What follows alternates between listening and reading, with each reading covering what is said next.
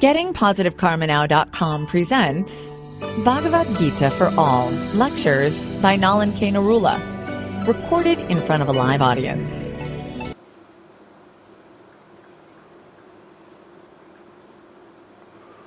Om Namo Bhagavate Vasudevaya. Om Namo Bhagavate Vasudevaya. Om Namo Bhagavate Vasudevaya.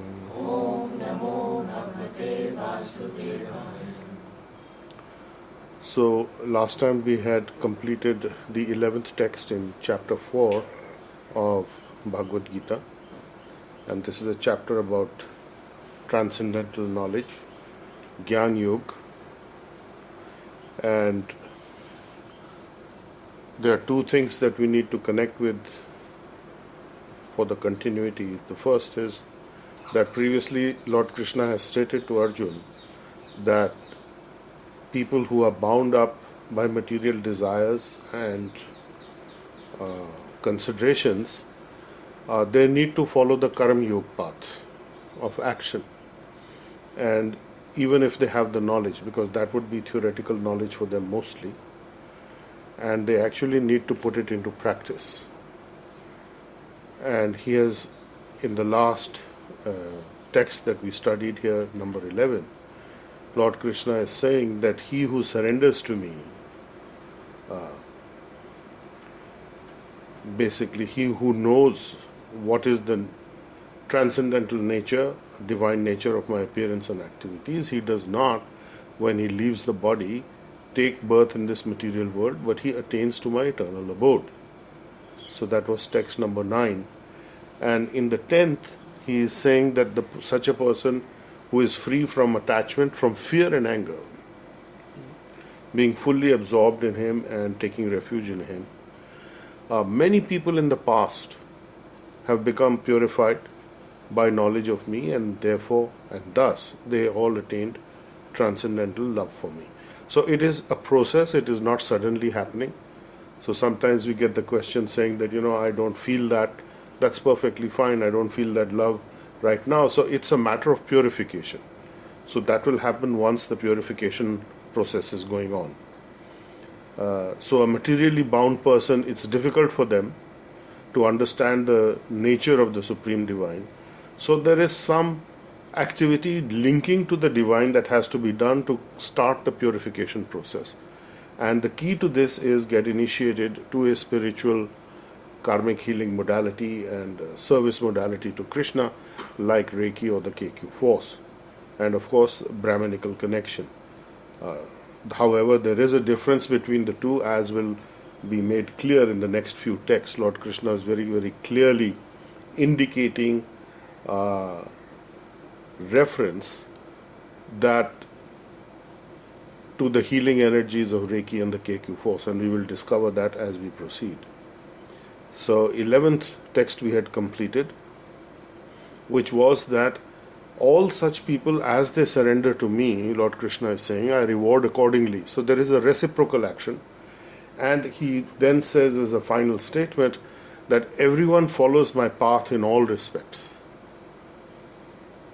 So this is a very, very powerful statement, that everyone is following my path in all respects. Now, whether you are devoted to Krishna or not, you are following his path.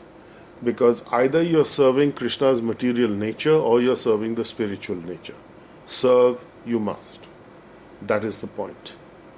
So there is an arrangement for people who are not following on the spiritual platform. They are indirectly following by following the materialistic path, although that is a path which is leading to repeated births, death, old age, disease, the whole 4 things that come with it. Janam, Mrityu, Jara, Vyadhi, 4 things. So then we have the 12th text. Kankshantah karmanam siddhim yajante iha devataha kshipram hi manushe loke Siddhi bhavati karmaja. So kankshata karmanam siddhim. So those people in this world who desire success or perfection in material activities, they do yajante, they do all kinds of sacrifices to the devata. Who are the devata? The demigods, the administrators of the universe. And Kshipram, very quickly, Kshipram he, certainly, very quickly, Manushe in human society, not dogs, cats, and animal society, human society, Loke within the human society world, Siddhi Bhavati Karmaja. So, very quickly, the fruitive worker, the one who is working for fruitive results, he gets results from actions from his fruitive work. Now, Krishna is actually not recommending that course of action, but he is saying that those who want this kind of quick result, they can get this quick result by worshipping the demigods, by approaching them. Because the understanding is the demigods derive their power from Krishna. So why are you wanting to go to the demigods who are having a limited power, rather when you can approach the source of all that power, which is Lord Krishna himself. So that is Hritangyana. People with less intelligence, people who are deluded, people who are not so advanced in their understanding, they are running around after the demigods and entering into contracts and deals with them. And when they don't fulfill those deals and contracts, then of course they get some kind of a reaction from breaking their demigod contract, and that's why they run into trouble time and time again. So they are interested in worshipping a powerful, materialistically powerful person. So sometimes we find people are referring to human beings also who are in a position of power as gods or demigods, and they worship them or they approach them or they try and follow their examples. Then in text 13, Krishna says, Chatur varneyam maya shrishtham guna karma vibhagasa tasya kartaram api mam vidhe akartaram avyayam. Chatur varneyam maya shritam guna karma vibhagasa. Very important. According to the three modes of material nature and the work qualities of that nature and that work, I have created the four divisions of society, of human society.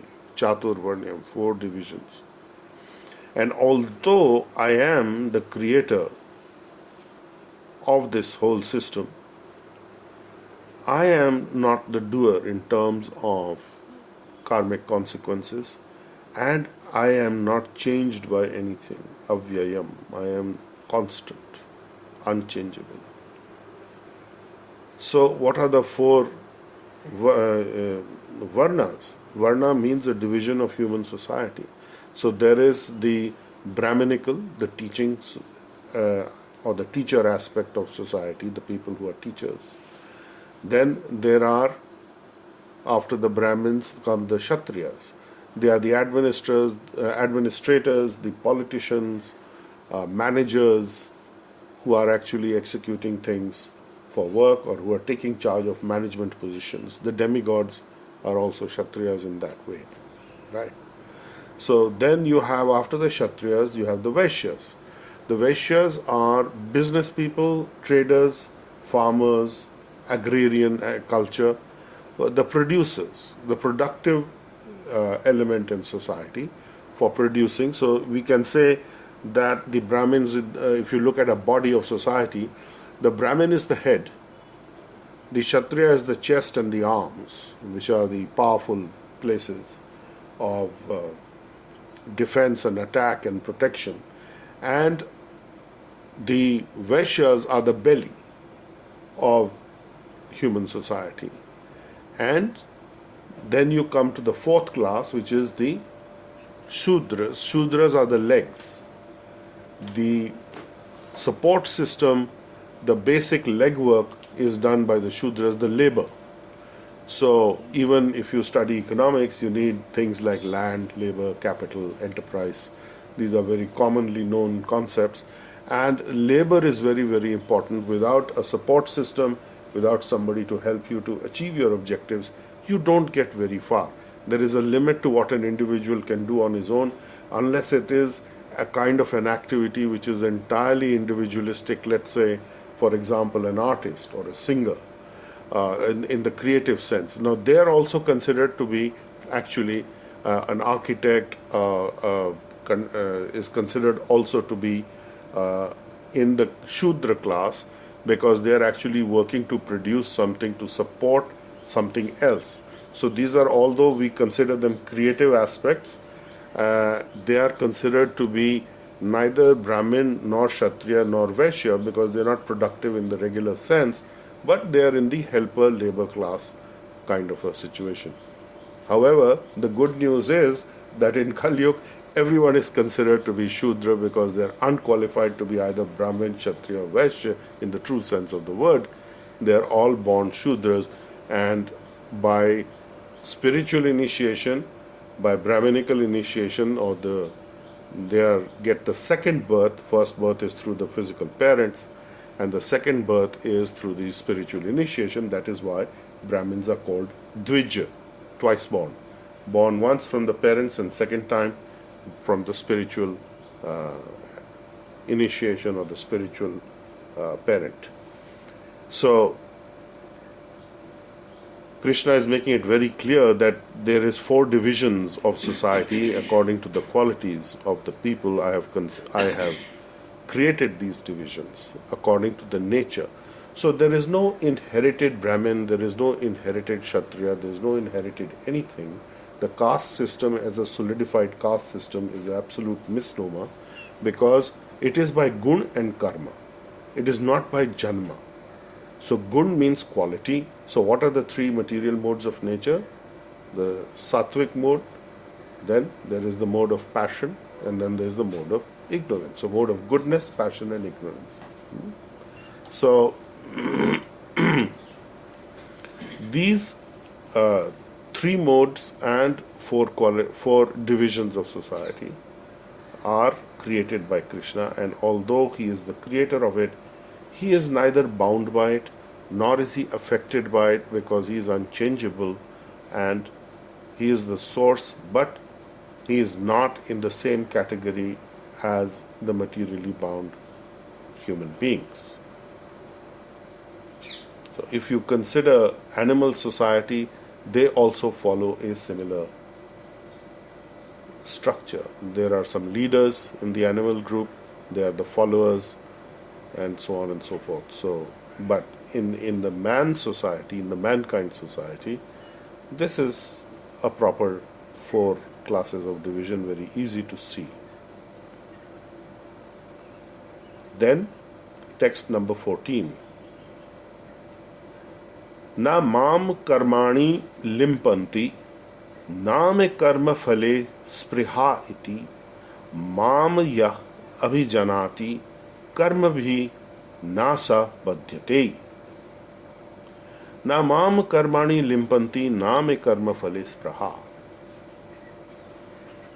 There is no work that affects me, Krishna is saying to Arjuna. Nor do I look for results in work, karma phali. I have no aspirations, spriha, no aspirations. Na karma phale spriha iti. Therefore, mam yah abhijanati karma bhi nasa badhyate. There is no work that affects me, nor do I aspire for the fruits of action, and one who understands this truth about me also does not become entangled in the fruitive or the consequence related actions of the work. Now this is a very, very important shlok. I would ask you to remember this, because there are 2 shloks here that actually give you the guidance and tell you about how the Reiki and the KQ force liberate you. So this is very, very important. Text number 13, text number 14, and the next text, number 15. So text 15 is very crucial text as far as transcendental Gyan is concerned. This is knowledge of the highest level. So text 15 of chapter 4. Evam gyatva kritam karma purver api mumukshubhi kuru karma eva tasmat tvam purve purvataram kritam. Evam gyatva kritam karma purve api mumukshubhi kuru karma eva tasmat tvam purve purvaram purvatram kritam. The same, knowing this well, evam gyatva kritam, or knowing this well, purve, the past authorities, ancient liberated souls in the past, acted in this way, they worked in this way, kritam. And api mumukshubhi, although they attained liberation, they worked in a way where they were not bound by the consequences of their karma. Right? So, karma eva tasmat tvam, therefore follow to perform your karmic duty, which are actually debts, karmic debts that we owe.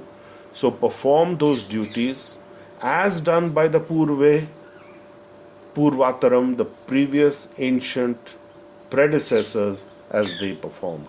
So this is very crucial understanding right in the middle of the Gyan Yoga chapter of Bhagavad Gita text 14 and 15.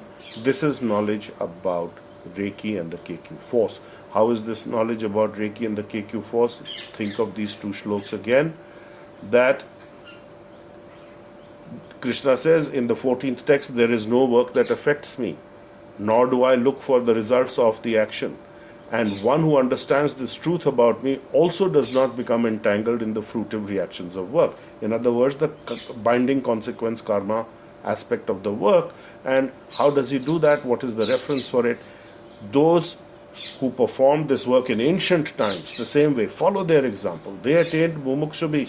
They attained liberation from what? From birth, death, old age, disease, from the material binding consequences. Therefore, perform your prescribed duty in the same way that the ancients performed it, and do it that way. Now, this is critical understanding. We have in our book, The Joy of Reiki, we were able to look at the two shlokas that guided Master Yusui to the system of healing from karmic consequences, which is given to the world as Reiki. And I quote these two shlokas again. We were meditating on Master Yusui's life, and we found him looking at two shlokas in the Srimad Atharva Ved. And those shlokas have been considered to be the lost shlokas, but the Atharva Ved is the scientific Ved, and I will refer to these two shlokas, which is in the Atharva Ved, 4th canto, 13th chapter, text 6 and 7, where it's very clearly stated, skilled, dexterous, and empowered by the divine for healing is our left hand, for it removes blocks in the free flow of joy, and yet more potent in this divinely empowered right hand, and yet more potent is this divinely empowered right hand, for it contains all medicinal capacities of the universe, its all auspicious healing touch bringing peace, harmony, welfare, opulence, joy, and liberation from all toxic conditions of matter, which is birth, death, old age, and disease. And then the 7th text of the 4th canto of the 13th chapter of the 4th canto, text 7 of the Atharva Ved, our healing hands with their tenfold branched healing fingers, and our tongue preceding the voice, which powerfully affirms and empowers healing. With these two healers of disease, the hands and the voice, we touch you and your aura with the gentle, healing, loving touch. This is the secret. In ancient times, all souls who were knowledgeable had the empowerment of Reiki. They had the empowerment of the KQ force. It's not new, but it had been lost from time to time, and it comes in different forms from different directions in every age, because this is not something that can be suppressed. Because it is a divine force, it cannot be lost forever, but it requires a person of certain caliber to rediscover and to propagate this going forward. So this is very, very critical understanding as to how the healing is working. There is a direct reference to this by Lord Krishna in the 4th chapter, text 14 and 15, and the reference is Master Yusui's discovery of these two shloks in the Atharva Ved of the 4th canto, 13th chapter, text 6 and 7. So this is a very, very dynamic, inspiring, you can say, correlation, whereby Lord Krishna is saying that in ancient times, do what the ancients did, act in the way that you are not working for fruitive results, and at the same time, while you're working for fruitive results, in other words, the corollary to this is that you become karma free, because initially we are not purified. So it's a process, and gradually you are just doing the work because you need to do it. You understand that you have to execute your karmic duty, and you are very detached from the results. So that comes in time. As you mature in your spiritual practice, you will detach from the results automatically. It doesn't mean you become indifferent. It only means that you just continue to do what you have to do without being held back by the idea whether you are gaining materially from it or you are not gaining materially from it. So your motivation completely changes, your internal position, your standpoint completely changes, and you act very, very dispassionately and in a detached way. Very smoothly you're moving forward, because what holds you back in life is this idea that I'm not getting the results of this, so why should I do this? So everything becomes, if I don't get a benefit from you, I'm not going to do this for you. Without understanding that you have a certain karmic debt, there are things that you need to do as your duty, karmani, you have to do, and that work you must discharge faithfully. Otherwise, you are going to be in serious trouble. So we will conclude today here in text 15, and we will continue this next time. And this is, as I said, a very, very important critical point to understand how the healing is authorized and empowered to change people's life and get them to the point of liberation. Now, this is something that has not been revealed earlier by any commentator of the Bhagavad Gita anywhere. They refer to it. What it means, nobody knows. But this is exactly what it means, that you can be absolutely free, you can be absolutely confident that when you follow the path as the ancients did, you have the empowerment, you have the power, you do your duty, you do your work, cover all your activities with the healing energies of Reiki, KQ force, and similar powers that may be your, you can say, good fortune to attain to, and use those to do everything in your life. And then in the process of doing that, you are actually liberating yourself. Mumukshubhi, you are becoming liberated as were the ancients. So we will pause here for today. And if there are any questions, I will take questions.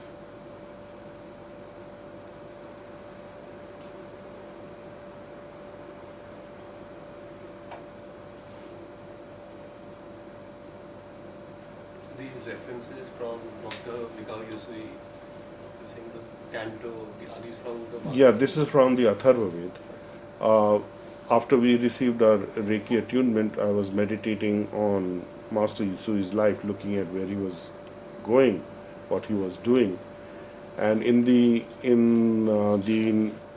traditional narrative of Master Yusui's life, which we also heard from our Reiki masters, is that there were two shloks from the Vedas. Nobody knows what those two shloks are.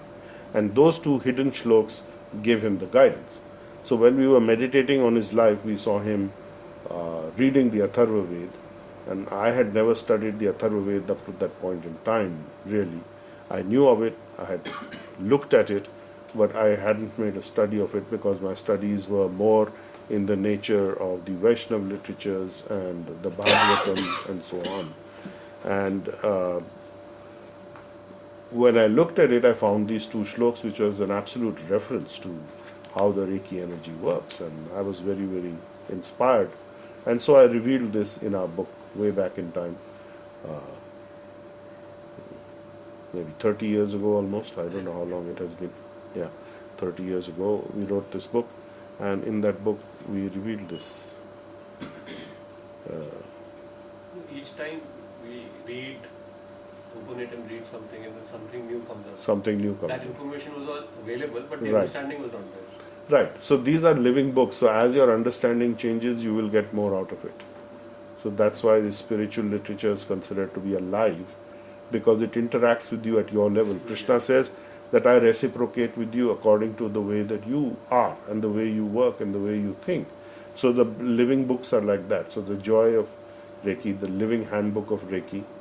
So that's why these titles are very, very important for you to be connecting to and looking at and seeing how this works. Okay. Yeah, Mickey has a question. Yes. Mickey, please speak. Mickey, unmute yourself. Good morning, Master. Good morning, Mickey. Master, in the previous slopes, you mentioned that some of the people, I don't remember the terminology, that are inclined for the work, they should do the work through the activities. Yes.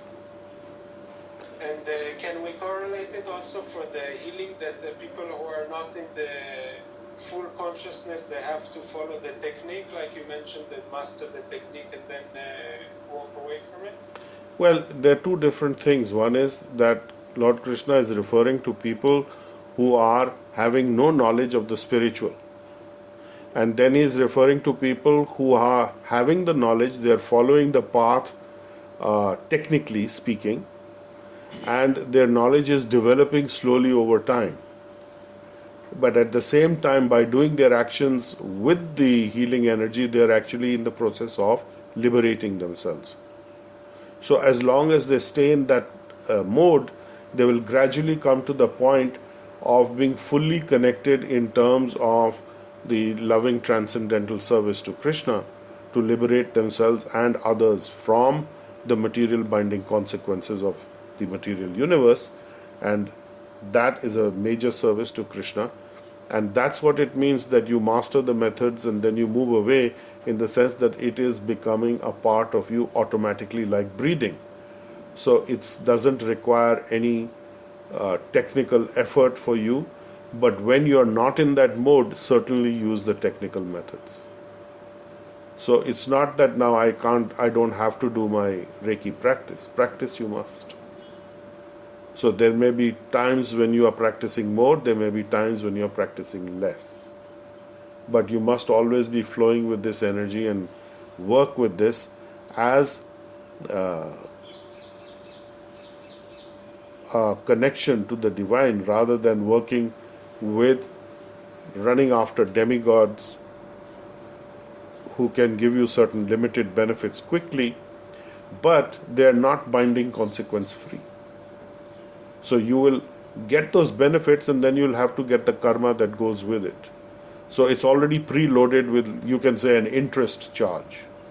It's like you take something from the bank and then there's an interest charge, you come into a deal, you got to pay it back. So there is some karmic consequences. With Reiki and the KQ force, when you use that, there's no interest payment that you have to make. You are getting rid of not only your debt, the principal, but you are also avoiding the interest payment. But the results are coming. So it's that you have to do something, but it's not in perpetuity. It's not forever. It's not like you're going on and on and on for the rest of your many lives, trying to balance your karmic consequences. So your karmic consequences are taken care of, they become a karma. karma that is free of binding consequences. That is a karma. So when you get a positive result, that is good karma or karma. You get some bad result, that is vikarma, bad karma. And all of them have binding consequences, except a karma, that's no karma. So no karma means it's not that you won't do anything and that you become totally inactive, not at all. You cannot be inactive even for a millisecond. The akarma aspect refers to the freedom from the binding consequences of karma, which requires your continued presence in the material zone. So that's not happening when you work with Reiki and the KQ course. Okay? Yes, Master. Okay. Any other questions?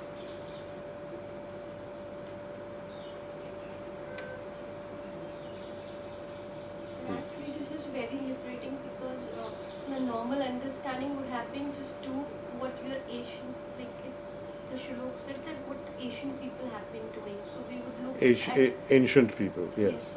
we would look upon our ancestor or the family member or the old, the elders Right. in the family, what they have been doing. Right. and Right. following. But here the reference is to those who were liberated souls, who liberated themselves and yet continued to act to fulfill their duties. So we have plenty of examples of this in all the spiritual literatures, the Vedas, the Mahabharata is an example, the whole Mahabharata, of which the Bhagavad Gita is a small part, but critical part of it. So the entire narrative of the story of mankind in Mahabharata has embodied this knowledge here, which is being absolutely clearly stated for every human being, anywhere in the world. It has nothing to do with time, place, situation, or circumstance. It's for all time, all situations, all places, and all circumstances. That is the power of the divine word. That is the power of the spiritual potency. That it is never overridden by the vicissitudes of time, ever. Okay. Yes. So when our duties are over and we move on to a new set of duties, is your karma over with those duties in the past, or we continue to heal that also? Well, if you are, when you go through different stages of life, there are different things that come up. So what is your duty as a student or as a child to the parents or to the superiors or to the knowledge givers, the teachers, is different at a different intensity and at a different level when in the student mode. So that is the first 25 years of your life, and then the next 25 is your productive phase, and then there is a retirement phase, and then there is the very renounced phase that the retirement is preparing you for. However, at none of these phases are you told don't do the work. So you have to fulfill your work and your duty and your discharge your debts. Now, in order to do that, you need to know what are your debts. You cannot have a speculative idea as to what is your debt. You may decide, it is my debt or my responsibility to earn enough money for the next 3 generations. That's not your job. Think of that. That is the most common perspective. I must earn for my children and grandchildren. No. That is not really true. If you are in a position to do that, fine. But you cannot sacrifice your future for some temporary present or temporary future. So you have to ensure, the basic duty is to ensure that if you have dependents, you look after your dependents. And when they are not your dependents, then where's the question of being bound by any duties in terms of paying for whatever their living expenses? Then they are still dependents. So you may have dependent children who are in their 40s still dependent on you, which is not a very good place to be in. So you have not trained them enough to be independent, to have independent careers. So your job is, if you have dependents, children for example, to the point of their education and their development of their careers, certainly support them. Also support them through the rest of your life for whatever else you need to do. But it doesn't mean that they can live a life based on your largesse, how much money you can make available to them. You don't have to do that. It's not required. Because that is deviating you from your main purpose in life. Because if you are then engaged in this constant fruitive activity to, earn more and all the rest of it, you do not have the time to develop your inner spiritual core. And how do you develop that core is by actually removing the material attachments, removing or minimizing your material requirements. How much do you need? What do you need to, be happy and live in a satisfied way? So that is the consideration. So if you are too busy running around achieving, then you do not have time for this introspection, nor do you have time to be a peaceful person or moving in that direction. So it's not that you become inactive towards the latter half of your life, it's just that your priorities change.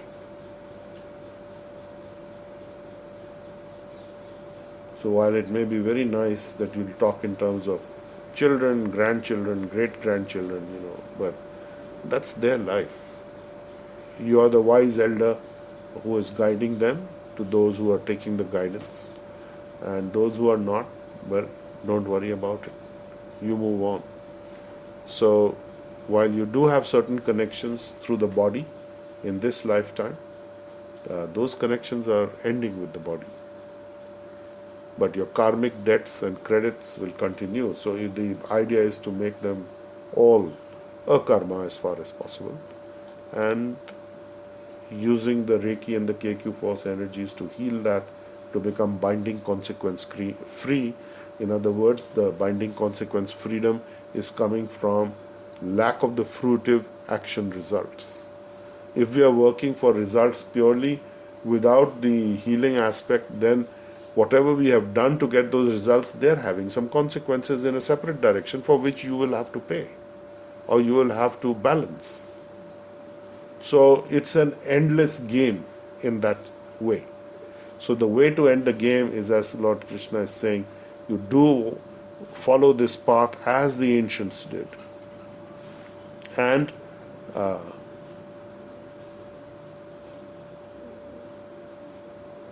follow his example as he is talking in text 13, that he is saying that I am a kartaram, I am the non-doer, a karta. I don't do. So that doing aspect is related to consequential karma, fruitive action. I am doing this to get this particular result. That is the key to fruitive action, and I am doing this for the result, but I am sending healing to it so that I don't get the binding consequences. That's the first step of becoming free of your binding consequence karma. The next step is that you do this in knowledge and do not aspire to the results of your action. You do it because it is your duty. And we have talked about what is your duty.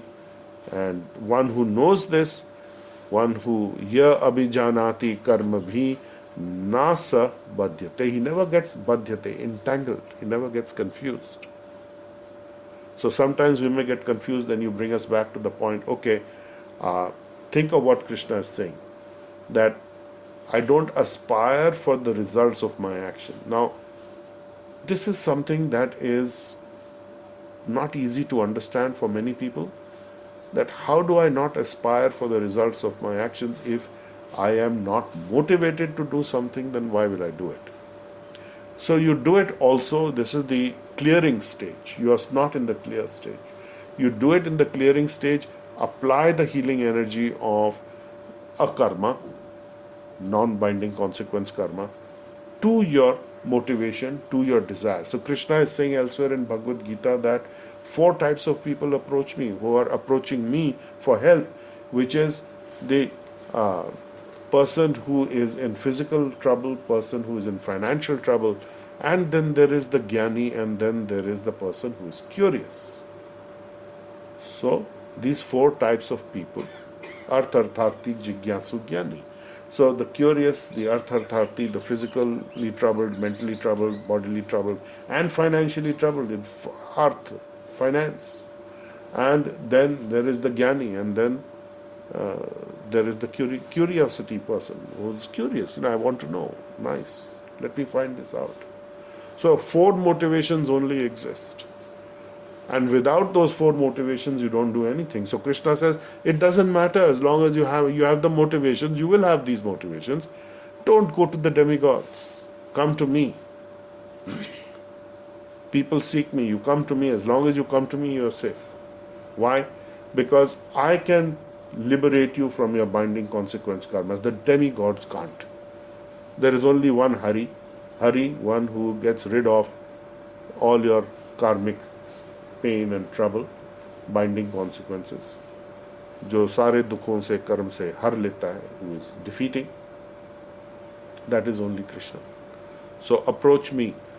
You will get some limited benefit by going to the demigods, but then there is the binding consequence aspect.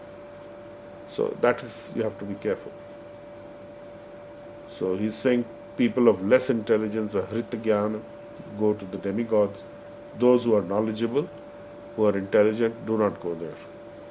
Because they know that the demigods derive their power from him only. So they have a limited window of how much they can pay out. And then there is a reciprocal arrangement that you have to do for them. So you have debts to the demigods, you have debts to this place you were born, to the elements, to the Kul Devta, to the Sthan Devta, to your community, the Qawm, the Kul, all those things you have debts to, your family. So we are actually born in bondage of debt. So become debt free in every respect and use this energy to become debt free. I'm not very connected to this, but people are like women have started going to the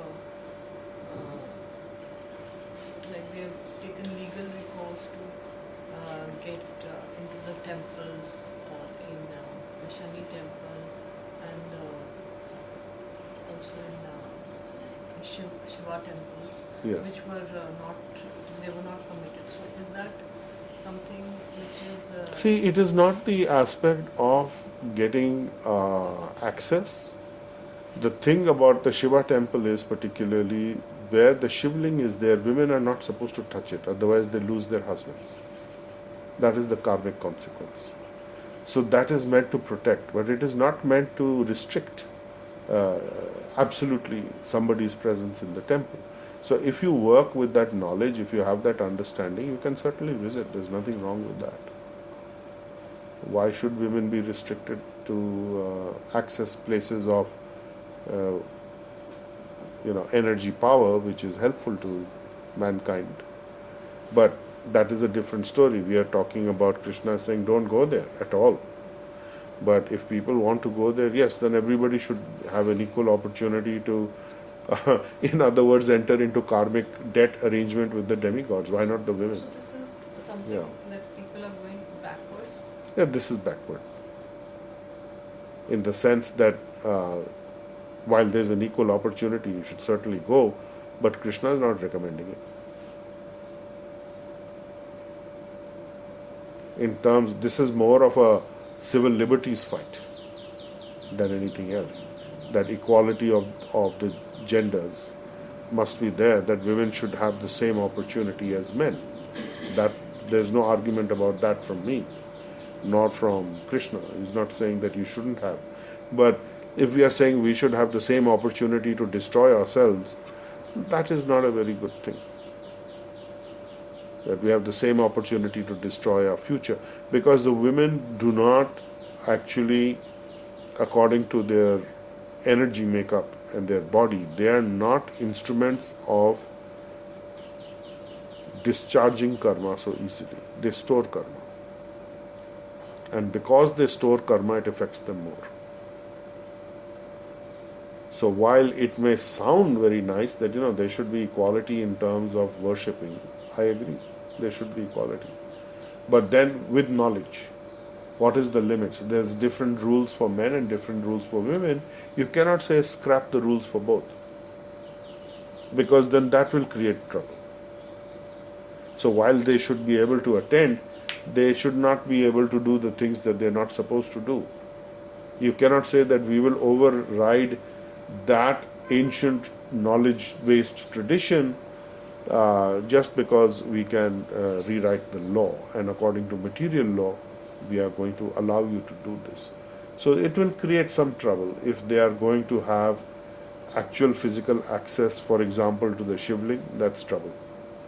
So then, what the Shankaracharya ji said, and he said in the like I read in the newspaper, that this is going to create more violence towards women. It will do that also, but that's not an argument that you should not allow civil liberties or civil rights just because some crazy men are going to go berserk. Well, then they should be punished for that. They cannot do this. So while it may create disturbance in society, and certainly will, it is not an argument for not doing the right thing. So from the legal angle, what they're talking about in terms of civil liberties is correct. Perhaps from a spiritual and a far higher viewpoint, it is not correct, because these troubles will happen. So in our case, we are not concerned that much because we are not going to the demigods, hopefully, or we are getting out of it slowly.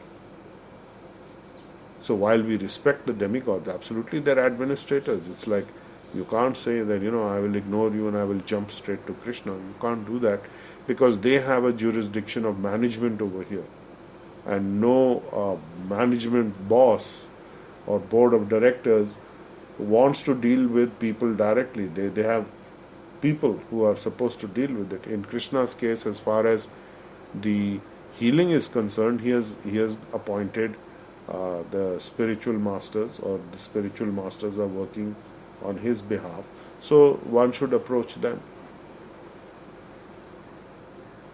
So if you are going to take the demigod route, there is a very limited benefit you get. Yes, certain fast results you can get, but they're limited, and then the cost is high. Then you get entangled in that circle, badhyate. You get entangled. Krishna says in this shlok, number 14, that I do not get entangled in the consequences of karma, and I have no reactions to be entangled by. I am never entangled by what I am doing, because I have no aspiration for karma phale, for fruitive results. There is no work that affects me, he says. So it's not that he has to do something to earn his food. He doesn't wear a tie and go to office. He's not required to do that. He is working to set an example. That's all. But he has no work, because he is the source of everything. He is all complete in himself. He need not do anything. But he is active, just as souls are active. Souls are a part of Krishna, and they're always active, and that is the quality of the Supreme Divine also. He is also always active. Okay.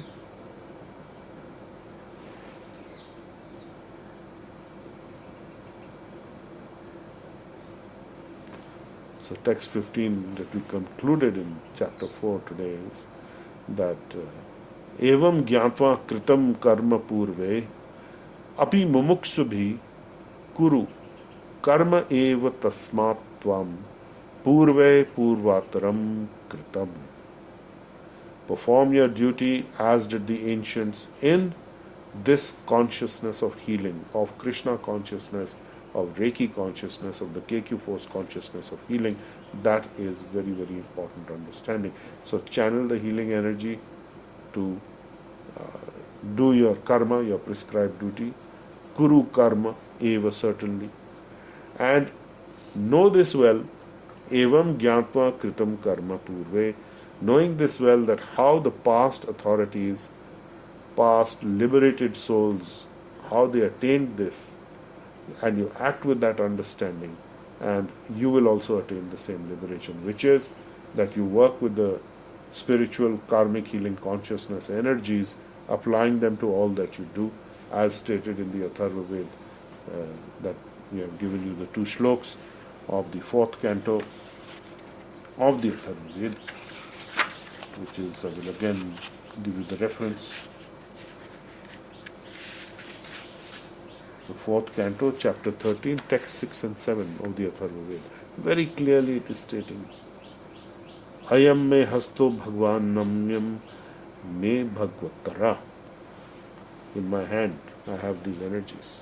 So in your hand, you can have these energies only if you get attuned to those energies, as we are attuning you in Reiki. And in that utility or usage of that energy, you are using your hands, which are your hands of karma, of your action. So the same hand that you use to create binding consequence karma, you use the same hand with that energy to liberate yourself. So that is the takeaway. Okay, we will conclude here. Om Namo Bhagavate Vasudevaya. Om Namo Bhagavate Vasudevaya. Om Namo Bhagavate Vasudevaya.